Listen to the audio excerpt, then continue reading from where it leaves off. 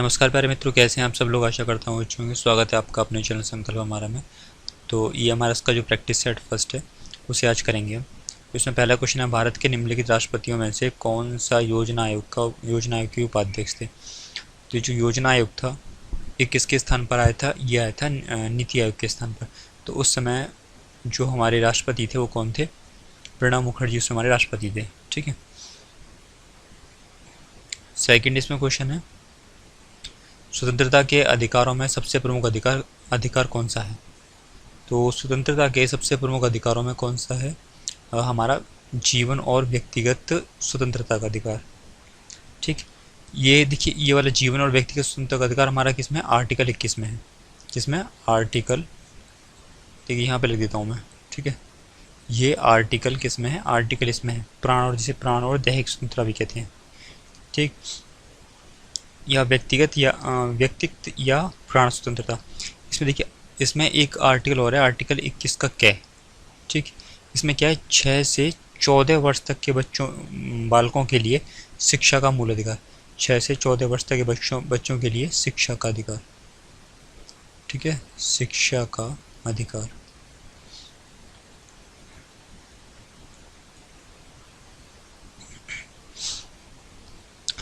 ठीक, और इसमें देखिए मैं आपको थोड़ा सा और बता देता हूँ।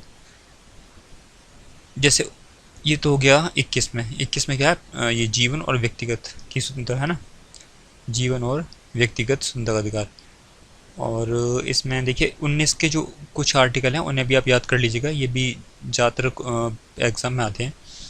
तो 19 में है, 19 के अंतर्गत देखिए 19 आर्टिकल 19 में है, 19 का पहले का ए है, 19 का पहले का ए है, ए इसमें है भाषण या अभिव्यक्ति की स्वतंत्रता। भाषण या अभिव्यक्ति, भाषण या अभिव्यक्ति की स्वतंत्रता। ठीक है, ये जो मैं बता रहा हूँ ये अपनी तरफ से बता रहा हूँ, भाषण या अभिव्यक्ति की स्वतंत्रता। और देखिए मैं आपको यहाँ पे छोड़िए, कहीं खाली पेज होगा वहाँ करके दिखा देता हूँ सबको। यहाँ ठीक है, यहाँ कर लेते हैं। तो 19 के एक में भाषण या अभिव्यक्ति की स्वतंत्रता, और 19 के पहले का बी में है शांतिपूर्वक व निरायुध सभा करने का अधिकार। क्या है, शांतिपूर्वक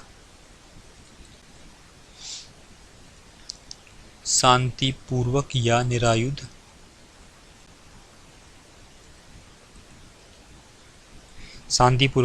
सभा करने का अधिकार।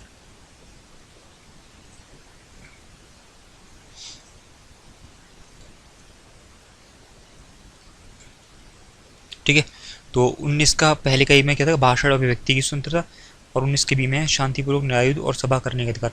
देखिए भाषण और अभिव्यक्ति 19 के पहले के ई में ही प्रेस की स्वतंत्रता आती है। ठीक है, आप मतलब प्रेस क्या, ज़्यादातर कुछ भी बोलने का अधिकार होता है ना उसे, तो वही स्वतंत्रता किसमें है, 19 के पहले के में। 19 के पहले के बी में है शांतिपूर्वक निरायुध सभा करने का अधिकार। तो इसका मतलब ये, निरायुध का यहाँ पे मतलब ये है, मतलब बिना हथियारों के, है ना। निरायुध का मतलब बिना हथियारों के आप शांतिपूर्वक सभा कर सकते हैं। और 19 का सी है, 19 का पहले का सी है संघ बनाने का अधिकार। संघ बनाने का अधिकार।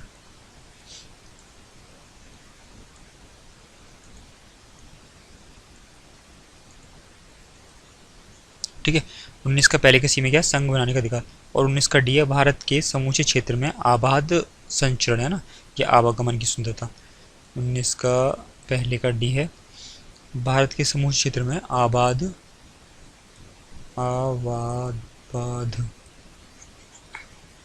संचरण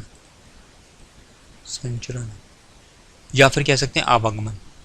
ठीक, आवागमन या फिर भ्रमण भी कह सकते हैं। ठीक है, 19 के डी में तो पहले में क्या था, भाषण अभिव्यक्ति, दूसरे में है शांतिपूर्वक निरायुध सभा करने का अधिकार, और 19 के सी में है संघ बनाने का अधिकार, और 19 के डी में क्या है, आबाद संचरण। ठीक है, आवागमन। और ई में है भारत के किसी भी क्षेत्र में निवास करने या बसने की स्वतंत्रता, और 19 की जी में है किसी भी प्रकार की वृत्ति या व्यापार को अपनाने की स्वतंत्रता। तो ये जो पाँचों ना सबसे ज़्यादा इंपॉर्टेंट है और इनमें से अधिकतर क्वेश्चन पूछे जाते हैं पेपरों में, इसीलिए मैंने आपको ये पाँचों करवा दिए। और देखिए यहाँ पर एक चीज़ और समझ लीजिए, जो इसमें एफ है ना, एफ वो 1978 में जो 19 का पहले का जो एफ था ये हमारा हटा दिया गया। हटा कैसे दिया, इसमें देखिए 1978 में हटा दिया है, 1978 में 44वां संविधान संशोधन, 44वां संविधान संशोधन के द्वारा, संविधान संशोधन, ठीक है, 44वें संविधान संशोधन के द्वारा इसे हटा दिया गया। जो संपत्ति का अधिकार था, संपत्ति का अधिकार पहले क्या था, हमारा मूल अधिकार था, लेकिन अब क्या हो गया है, अब एक वैधानिक अधिकार हो गया संपत्ति का अधिकार। ठीक है, तो यहाँ तक आपको समझ में आ गया होगा, तो इन सबको मैं मिटा देता हूँ। अगला नेक्स्ट क्वेश्चन है, किए गए कार्य की इकाई क्या है। देखिए डेसिबल किसकी इकाई है, जो डेसिबल इकाई है वो होती है हमारी ध्वनि की।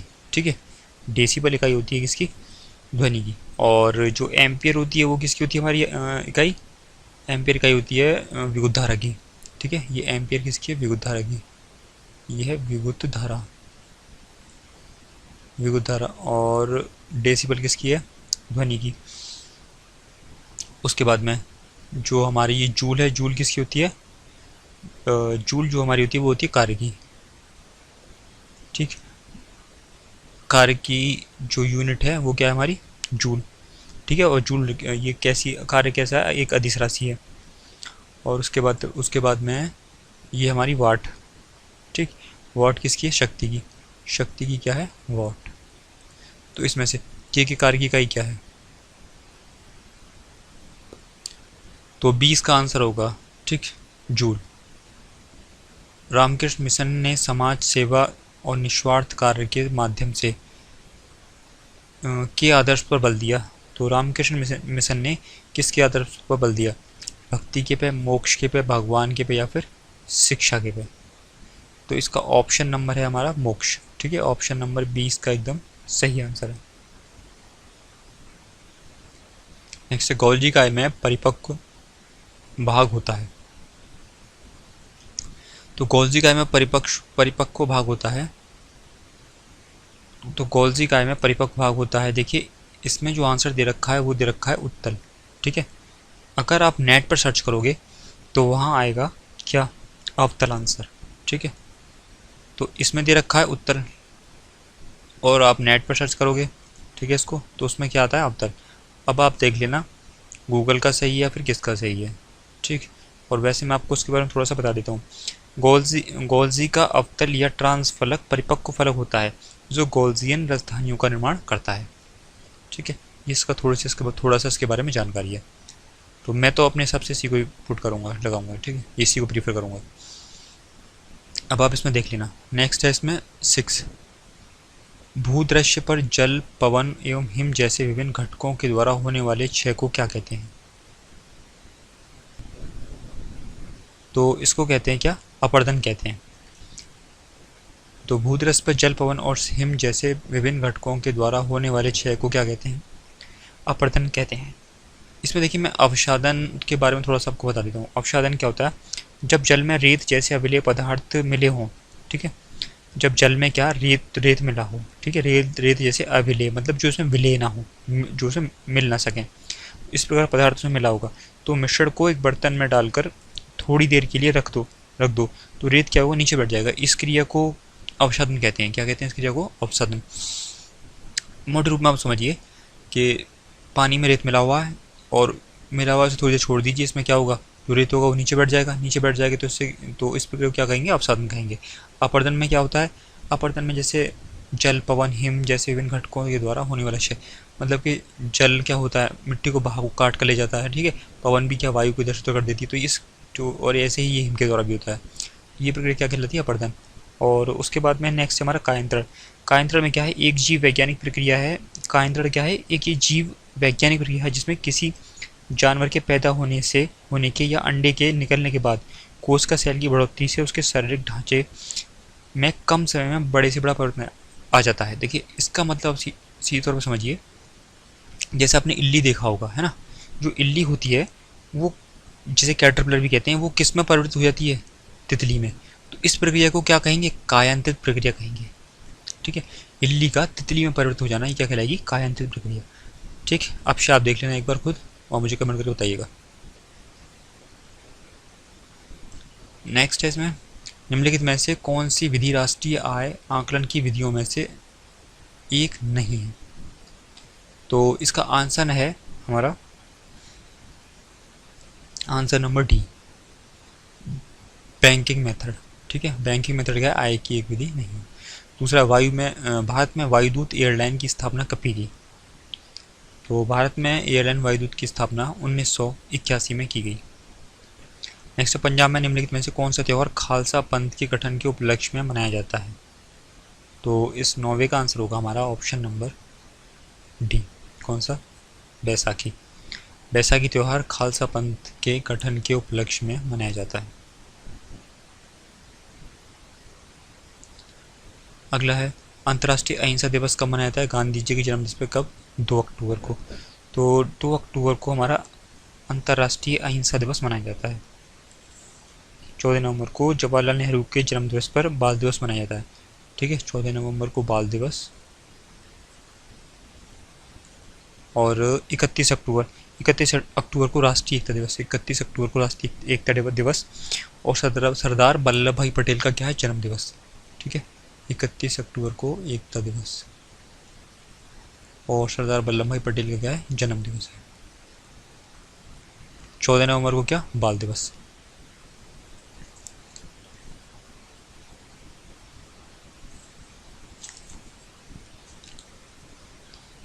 ठीक, ये कुछ जानकारी थी और रीजनिंग का प्रैक्टिस सेट में करवा दूंगा अभी।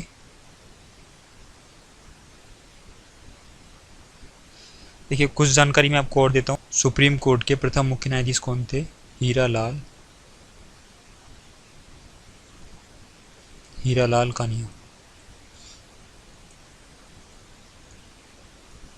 ठीक है, इनका कार्यकाल कब रहा? 1950 से लेके 1950 से और 1951।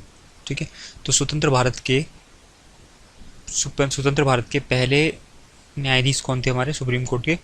ये हीरालाल कानिया मुख्य न्यायाधीश थे। ठीक है, उसके बाद में जो पीएन भगवती थे वो थे हमारे जनहित याचिका के जनक। पीएन भगवती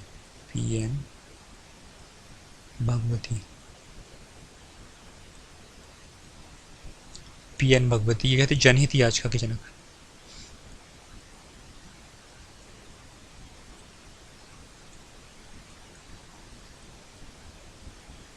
पीएन भगवती जनहित याचिका के जनक थे। ठीक, इनका जो कार्यकाल रहा 1985 से लेके 1985 से 86। ठीक, और उसके बाद में एम हिदायत उल्लाह 1968 से लेकर 70 तक ये कार्यवाहक राष्ट्रपति पद ग्रहण करने वाले एकमात्र मुख्य न्यायाधीश हैं। तो कार्यवाहक राष्ट्रपति पद ग्रहण करने वाले एकमात्र मुख्य न्यायाधीश, कार्यवाहक राष्ट्रपति पद ग्रहण करने वाले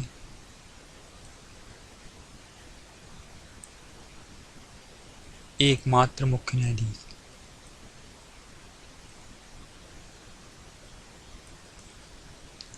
तो कार्यवाहक राष्ट्रपति पद ग्रहण करने वाले एकमात्र मुख्य न्यायाधीश कौन थे? एम हिदायतुल्लाह। ठीक है, 1968 से लेकर 1970, 1960 से लेकर 1970, 68 से लेकर 1970 तक। तो कार्यवाहक राष्ट्रपति पद ग्रहण करने वाले मुख्य न्यायाधीश एम हिदायतुल्लाह 1968 से लेकर 70। और सबसे पहले जो सर्वोच्च न्यायालय के न्यायाधीश मुख्य न्यायाधीश थे हीरालाल कानिया 1950 से लेकर 1951 तक। उसके बाद जनहित याचिका के जनक कौन थे हमारे? पीएन भगवती 1985 से लेकर 1986। और कार्यवाहक राष्ट्रपति के पद ग्रहण करने वाले मुख्य न्यायाधीश ये थे हमारे कौन? एम हिदायतुल्लाह। ठीक है, एम हिदायतुल्लाह 1968 से लेकर 1970। ठीक है, और उसके बाद वी चंद्रचूड़, ये सबसे लंबे समय तक मुख्य न्यायाधीश है। वाई वी चंद्रचूड़ सबसे लंबे समय तक मुख्य न्यायाधीश रहे। उसके बाद में है हमारे कमल नारायण सिंह, न्यूनतम कार्यकाल रहा इनका सबसे कम। ठीक है, तो ये कुछ न्यायाधीश थे जो मैंने आपको बता दिए और ये आए हुए क्वेश्चन है ज़्यादातर सब इसमें और कुछ इम्पोर्टेंट भी है।